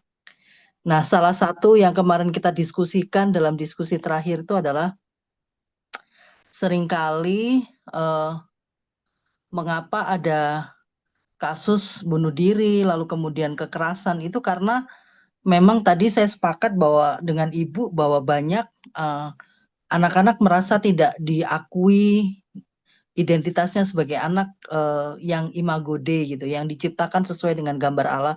Mereka terlalu banyak tuntutan dan ketika mereka ada masalah mereka malah dihakimi, tidak dimengerti, kemudian juga dijauhi.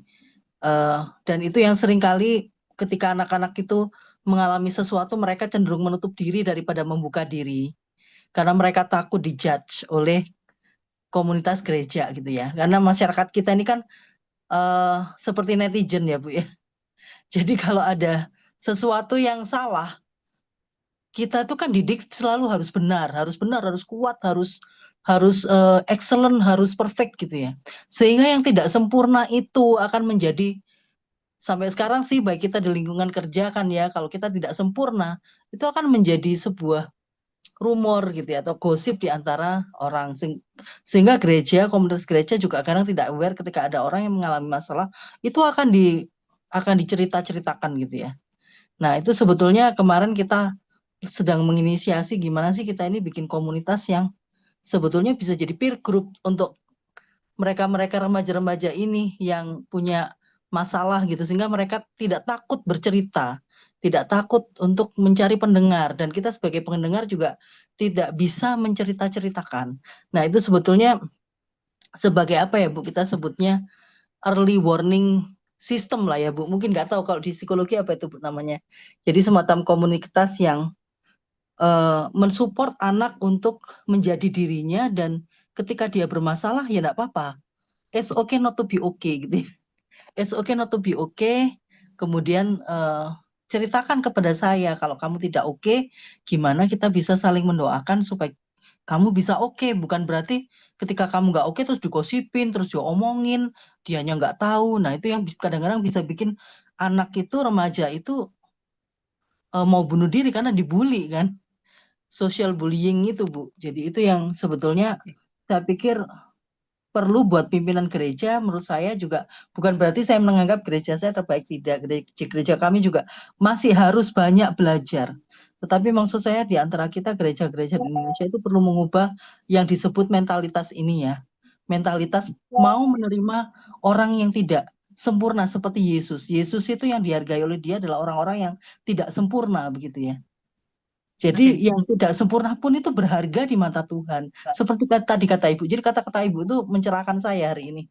Terima kasih. Jadi itu mungkin perlu semacam kayak pemahaman teologis yang mengubah pendeta-pendeta dan juga komunitas gereja untuk tidak berpikir konservatif bahwa orang salah itu salah, harus dibully, harus dicecer, dituturin gitu ya. Jadi sampai orang itu terpojok gitu ya. Mungkin seperti itu sih. Atau orang yang pernah melakukan kesalahan ya udah tetap terbuka terhadap orang itu untuk berubah, karena Tuhan itu selalu memberikan harapan untuk transformasi seseorang gitu. Begitu Bu. Baik, baik. Terima kasih Bu. Ya, makasih Bu Natalia. Gini, saya share ada yang pernah saya lakukan itu kan tadi Bu Natalia kan highlightnya tentang komunitas ya. eh saya pernah ya karena ini konsultan di beberapa lembaga pendidikan gitu ya. eh, untuk anak SMP, SMA, yang saya lakukan adalah membuat body system. Nah, kalau universitas yang pernah saya lakukan adalah melatih mereka menjadi peer counselor bagi teman-temannya. Materinya apa? Materinya dukungan psikologis awal, PFA tadi gitu. Yang kemudian Pak Toto tadi mengatakan Akpin memberikan pelatihan itu. Jadi kalau untuk anak-anak tentu body system. Jadi body system gitu ya. Itu kan tadi Bu Natalia bilang peer counselor. Iya, body system itu jadi gini. Anak kelas semua tentu dengan cara sederhana gitu ya. Tidak stigma, tidak bully, tidak ini gitu ya, mendengarkan dan sebagainya. Nanti terus dipilih siapa yang mau jadi mendengarkan temannya. Nah, itu dipilih lagi gitu kan, dipilih lagi mendaftar, kemudian dipilih itu diberi pelatihan.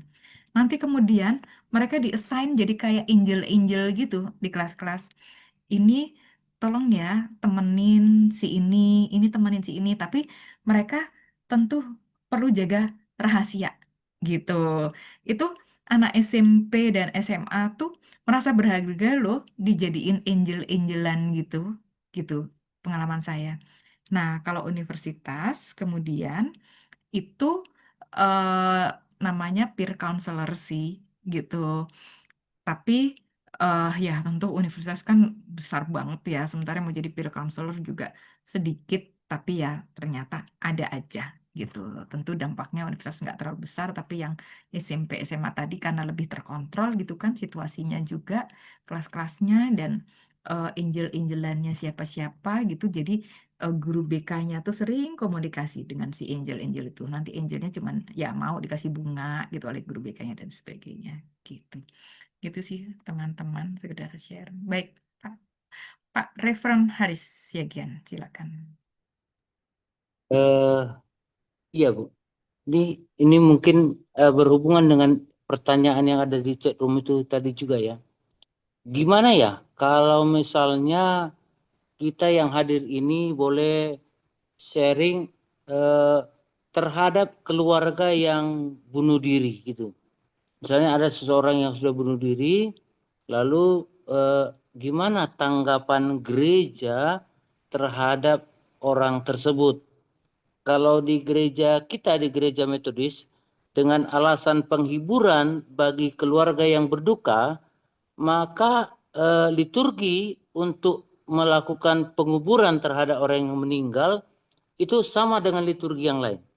Jadi nggak ada perbedaan liturgi untuk melakukan penguburan bagi orang yang bunuh diri, yang meninggal karena bunuh diri. Nah, kemudian juga kita masih tetap melakukan pendekatan kepada keluarga yang ditinggal oleh yang bunuh diri. Nah, apakah misalnya dalam satu pertemuan kita ini yang ada beberapa orang ini sudah terbentuk konsep di mana keluarga tersebut yang nanti akan menanggung beban tekanan lebih lama kan daripada orang yang sudah bunuh diri ini tadi gitu. Apakah kita sudah bisa punya pemahaman bahwa mereka ini juga akan menjadi sasaran pendampingan kita sehingga mereka mempunyai kekuatan dari dalam diri mereka, ya itu sudah terjadi, ya memang kita terima dan kita ke depan harus lebih kuat iman atau bagaimana gitu Bu. Gimana ya hal ini? Terima kasih Bu. Baik, teman-teman, sebelumnya saya memperkenalkan diri dulu ya, lupa di awal belum memperkenalkan diri. Iya, iya. Ya Mbak Bekti ya. Nama lengkap saya Teresia Indira Santi itu bisa dibaca tadi di slide pertama. S1 saya Fakultas Psikologi UI, S2 saya juga Fakultas Psikologi UI, kemudian S3 saya di Radboud University of Nijmegen, Belanda, Psikologi, Social Sciences Behavioral Social Institute gitu ya. Jadi saya bukan pendeta. Agama saya Katolik gitu Pak, gitu ya. Nah, kemudian eh tapi 3 tahun terakhir ini saya menekuni psikologi dikaitkan dengan spiritualitas gitu. Karena ketika saya tidak hanya psikolog, saya juga psikoterapis gitu. In between S2 dan S3, saya mengambil brevet psikoterapis gitu, kerjasama Universitas Pajajaran dengan Asosiasi Psikologi Psikoterapis di Utrecht, Belanda gitu. Nah, berdasarkan pendampingan saya pada klien-klien, dan teori juga konsisten mengatakan bahwa pemulihan spiritualitas itu bagi orang-orang tertentu itu membuat dia pulih jauh lebih cepat dan lebih tuntas gitu. Sehingga kemudian 3 tahun terakhir saya mulai mengaitkan psikologi dengan spiritualitas. Di titik ini saya mulai ketemu kemudian komunitas Akpin gitu ya teman-teman ya. Nah, ini menanggapi pertanyaan Reverend Haris Siagian. Eh, saya di Katolik sendiri itu memang pernah beberapa teman, waduh, ketika ada yang bunuh diri, waduh, dia nggak boleh nih, ada misa nih, nggak boleh ada misa. Tapi kemudian yang saya tahu, pastor-pastor itu tetap memberikan misa, gitu ya. Dan ini sekarang saya tidak ahli dalam kitab suci, gitu ya teman-teman. Teman-teman lebih ahli itu. Mungkin nanti Pak Toto bisa menambahkan, gitu ya, untuk menanggapi Pak Reverend Haris Siagian. Tapi dari sisi psikologis, ketika yang bersangkutan meninggal, ini saya sekarang pakai logika. Mohon maaf kalau teman-teman nggak setuju. Tapi ketika seseorang itu meninggal, masuk surga atau nggak masuk surga, apakah judgement itu kita sendiri pernah yakin tahu gitu? kita semua pernah ada yang masuk surga dan nggak masuk surga, sehingga kita tahu bahwa mereka itu nggak masuk surga, gitu kan? Kita nggak tahu. Tapi, gitu ya, itu tuh kalau menurut saya ya, gitu ya, itu sudah menurut saya itu udah urusan Tuhan di luar itu kita. Tapi yang saya lakukan adalah saya mendampingi keluarganya. Sehingga ketika saya mendampingi keluarganya, termasuk teman-teman, karena ada waktu itu temannya yang meninggal dan mereka shock banget, atau remaja, gitu ya. Yang saya lakukan adalah mereka ini, kita semua ini yang akan hidup kemudian, gitu kan? Sehingga yang harus dikuatkan kita, bagaimana kita memfasilitasi mereka supaya pikirannya konstruktif, positif, lebih bisa menerima. Dan kemudian ada titik-titik suatu saat mereka tetap bisa bersuka cita, gitu. Karena dengan itu dunia akan lebih nyaman dihidupi dan menulari positif juga sekitarnya. Gitu sih. Itu komentar saya, Pak Revan Harisiagian. Tanpa saya juga dengan tetap ya saya mengatakan tadi memperkenalkan diri dengan tujuan itulah keterbatasan saya, gitu ya, sehingga saya tidak bisa menanggapi sepenuhnya. Itu dulu, Pak Toto, ada tambahan nggak di sini? Atau teman-teman lain silakan. Tambahan saya sederhana, saya bukan lihat dari sisi teologi, tapi dari sisi psikologi kedukaan dan pengalaman saya mendampingi orang yang mengalami kedukaan. Secara teoritis, keluarga yang ditinggalkan karena bunuh diri itu sering disebut dengan disenfranchised grief. Artinya, sebenarnya kedukaannya sama atau bahkan lebih dalam, tetapi tidak dianggap mengalami kedukaan, tidak mengalami grief. Ini persoalan. Mestinya dari sisi psikospiritual, keluarga yang ditinggalkan karena kedukaan itu kan sering itu kan salahnya sendiri yang meninggal katanya. Itu kan bicara yang meninggal. Tapi yang ditinggalkan kan justru itu sebuah panggilan. Menurut saya, keluarga yang ditinggalkan karena kedukaan tadi justru harus didampingi lebih banyak dibanding orang yang meninggal mungkin karena yang lain. Meskipun setiap kedukaan kan unik ya.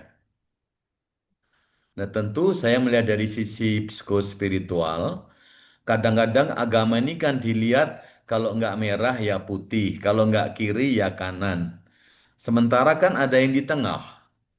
Jadi kita seolah-olah hanya membelah kehidupan itu A atau B. Padahal kan sebenarnya ada A, B-nya di tengah. Nah, saya kira ini perlu penting menurut saya, ya para pemimpin gereja memahami bukan hanya dari sisi merah putih, tapi juga ada situasi yang di tengah. Justru tadi yang di tengah itu adalah orang-orang yang ditinggalkan karena mengalami kedukaan, apalagi meninggal bunuh dirinya itu dengan cara yang tragis, misalnya itu jauh lebih mengalami kedukaan dan berarti pendampingan atau konselingnya juga harus lebih dalam.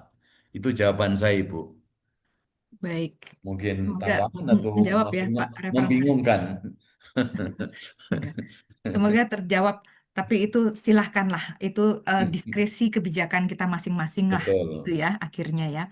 Baik, kemudian ini saya kembali ke chatroom Pak Novika. Pada tahap apa pendamping bisa menggunakan unsur agama dalam pendampingan orang mau bunuh diri? Oh ya, ini biasanya kalau kita langsung pakai agama nanti dosa, nanti masuk neraka dan sebagainya, udah tertolak gitu.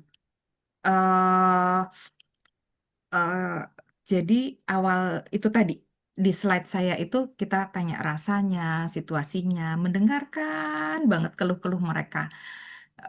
Mendengarkan aja karena mereka sebetulnya butuhnya didengarkan. Gitu aja dulu, Pak. Gitu. Itu nanti ayat-ayat Alkitab itu biasanya nanti ketika mereka juga sudah mulai didengarkan karena mereka sebetulnya masih butuh sebelum kita ke spiritualitas, kita tuh manusia. Nah, ini ketika orang udah mau bunuh diri itu ingin menghilangkan tubuhnya, artinya manusianya. Maka yang kita penuhi adalah kebutuhan manusiawinya dulu, dan itu adalah didengarkan. gitu ya. Baru kemudian nanti kebutuhan spiritualitasnya ketika kebutuhan manusiawinya itu sudah mulai tata. Belum tuntas, ya enggak, tapi sudah mereka tata. Iya, itu akan menguatkan, tapi ada saatnya. Tidak ketika mereka benar-benar mau bunuh diri. Nanti percuma kamu bunuh diri, nanti masuk neraka loh. Wah, enggak. Gitu ya. Gitu. Terus kemudian Bu, bagaimana ketika seorang pedas saat pelayanan ibadah dalam khotbah kata Mbak Mundur. Oh gini, tadi sudah dibahas ya, makanya kemudian Pak Referen Aris Yagian mengatakan. Gereja Lutheran tidak melayani, oke, itu diskresi masing-masing. Akses pelatihan PFA silakan, itu ada Mbak Bekti bisa dihubungi. Oke, sangat benar gereja seharusnya menjadi salah satu program. Oke, kalau di Katolik itu namanya safeguarding. Jadi safe for me, safe for others, and safe for our community. Jadi kalau gereja Katolik itu udah memang ada beberapa tahun, tapi baru kemudian benar-benar boomingnya 2019. Jadi gini, awalnya itu karena memang sudah beratus-ratus tahun ada banyak korban kekerasan seksual yang dilakukan oleh clergy perpetrators, gitu ya, klerus, para pastor, para imam. Dan tembok gereja memang sangat tebal, sehingga itu korban tidak didengarkan. 2019, Paus Fransiskus waktu itu mengemukakan film Vos Estis Lux Mundi, Mutu Proprio, gitu ya. Intinya himbauan, gitu kan, himbauan, eh, tidak hanya himbauan, tapi juga tidak hanya ajakan, tapi instruksi, supaya semua paroki itu membuat safeguarding. Kalau Jakarta namanya PPADR, Protokol Perlindungan Anak dan Dewasa Rentan. Gitu. Nah, 2019 untuk anak. Tapi kemudian 2021 itu untuk dewasa rentan. Artinya kalau anak itu 18 tahun ke bawah korbannya, 2021 sudah mulai dianggap mereka yang dewasa rentan, artinya di atas itu. Nah, itu teman-teman. Itu tidak hanya kekerasan seksual, tapi juga untuk kekerasan. Itu namanya kalau di Katolik safeguarding, kalau teman-teman itu ya, gitu ya. Kemudian, eh oke, oke, baik. Dokter Dian akses. Baik. Nah, ini di gereja, semua tempat peribadahan itu baik menurut saya untuk yang tentang kekerasan ini, gitu. Karena di negara kita itu sendiri untuk kekerasan seksual sudah ada loh, gitu ya. Tapi dan kemudian untuk semua satuan pendidikan dan perguruan tinggi juga ada kekerasan, gitu ya. Jadi kalau teman-teman di gereja kemudian eh, ada sesuatu tapi korbannya tidak puas, korban bisa diajak untuk ke luar ke negara gitu. Tapi kalau pakai pakai penyelesaian dari gereja ya silakan. Itu korban biasanya korban dari di dalam gereja itu inginnya di dalam gereja sehingga kita menyelesaikan dengan cara-cara yang menyejahterakan korban. Gitu sih teman-teman. Baik, itu dari saya kayaknya Pak Toto. Mbak Bekti sudah kelar jawaban-jawaban. Baik, terima kasih. Sebenarnya saya ingin bertanya juga, Bu Santi, boleh enggak ini? Silakan Atuh. 3 menit ya, Bu. Ada suatu kasus yang cukup menarik perhatian saya beberapa waktu ini, bahwa ada seorang suami yang membunuh istri dan anaknya, kemudian sang suami bunuh diri karena beliau terlilit hutang pinjol seperti itu ya. Nah, ini menarik. Kenapa? Karena suicidal itu ternyata bisa juga mengarah ke murderer. Nah, bagaimana tanggapan Bu Santi terkait hal ini? Itu saja Bu Santi. Terima Iya, kasih. ya. Kalau kemarin yang saya baca, ibu yang membunuh 2 anak suaminya datang, ya menemukan gitu ya, karena memang lilitan utangnya juga, lilitan utang suami juga. Satu, itu baru saya bahas tadi pagi dengan suami saya. Satu, itu adalah bukti negara tidak hadir, gitu ya. Tidak bisa merawat si tidak bisa merawat, tidak bisa menjaga warga negaranya. Tapi ya, kita pahamilah negara kita juga sedang carut marut, gitu kan. Kemudian yang kedua, kesehatan mental itu tidak hanya melulu kewajiban tenaga profesional. Maka ada yang namanya tadi piramida psikososial. Teman-teman itu kayak Pak Pris AJ gitu, makanya ingin mencari pelatihan itu di mana. Itu yang membuat saya sangat menghargai kelompok Akpin ini gitu. Karena meluaslah bagaimana teknik-teknik itu, teknik-teknik pendampingan, mendengarkan dan sebagainya dipahami.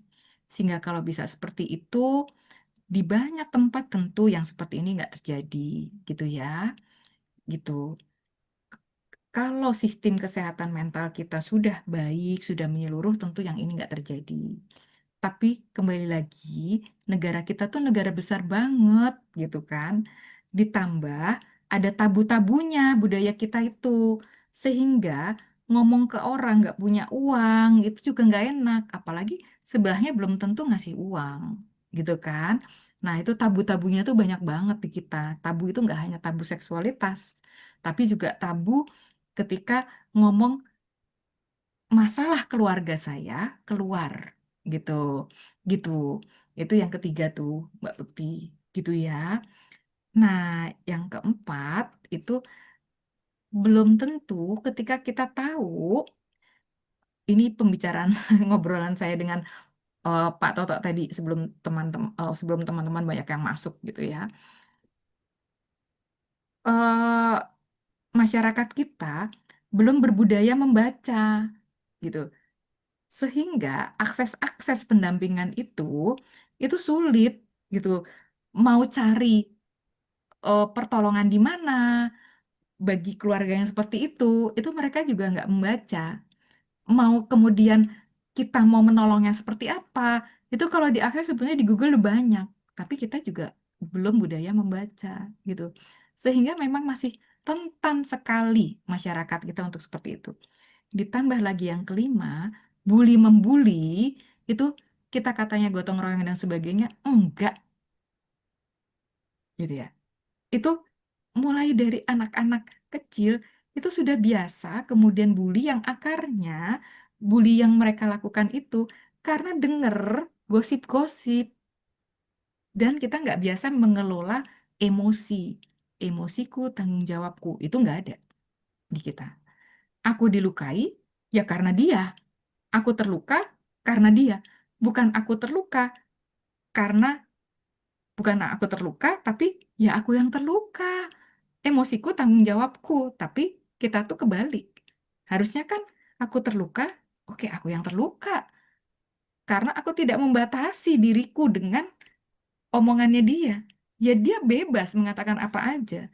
Tapi aku, gitu kan, aku yang terluka ya aku yang harus memulihkan diri, emosiku, tanggung jawabku. Nah, itu kita masih salah kaprah. Gitu sih, Mbak Bekti banyak ya. Baik, Terima kasih, Bu Santi. Baik, semoga Bapak Ibu mengingat waktu sudah pukul 7:02.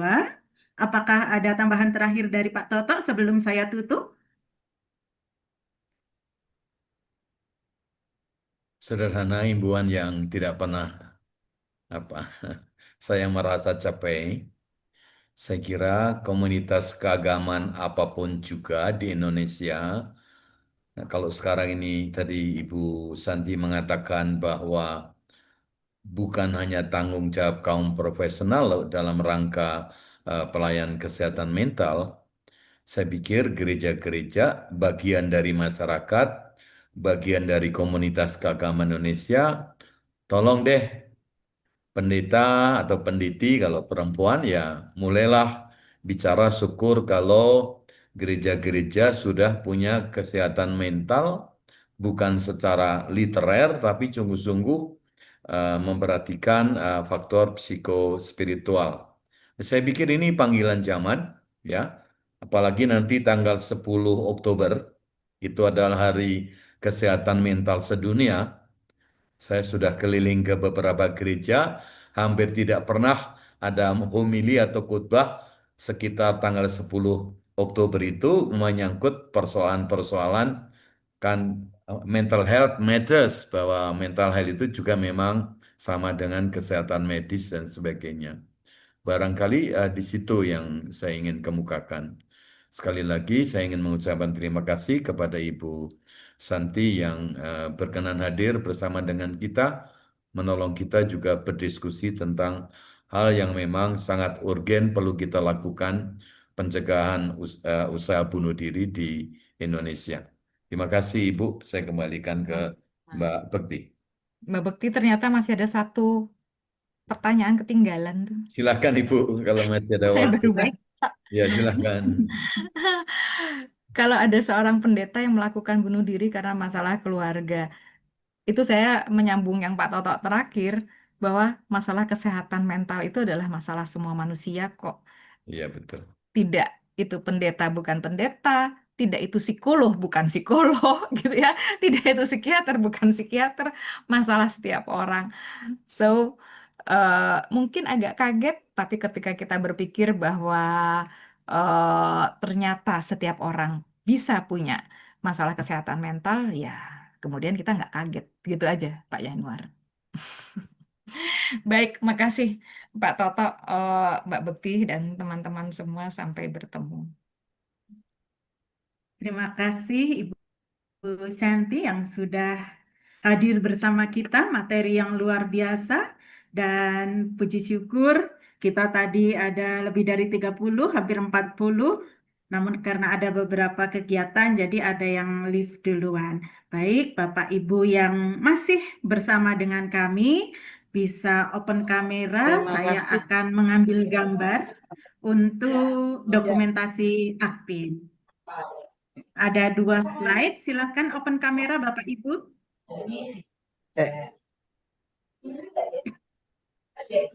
Terima kasih Mbak Bekti, luar biasa. Lama tidak berjumpa Ibu Dian, semoga selalu sehat. Amin. Baik. Sekarang bugar Mbak Untuk slide Bektinya yang ya. pertama. Untuk slide yang pertama. Bentar. Baik. Dalam hitungan ketiga, 1, 2, 3. Oke, untuk slide yang kedua. 1, 2, 3. Iya, baik. Terima kasih Baik. Bapak Ibu atas kehadirannya, kesetiaannya sampai Terima malam kasih, hari Mbak ini. Bekti. Kita Terima kasih. bersyukur Semua yang dan hadir, Salam Pak berjumpa Toto. lagi di selamat Ya. melanjutkan Terima kegiatan. kasih Bu Santi. Ibu Grace dari Tetap sehat Pak Palu. Toto, luar biasa. Ya, Oh terima ya, kasih. oke. Ibu Santi. Terima kasih Bu Terima kasih, Pak Santi. Toto. Ya, Dan berkati. Sampai Toto jumpa ada. ya. Sampai ketemu di lain waktu. Oke, Ya, Pak Haris. Dr. Nah, Dian, Oke. God bless you. ya, Terima kasih Pak Toto, Bu saya Santi. juga.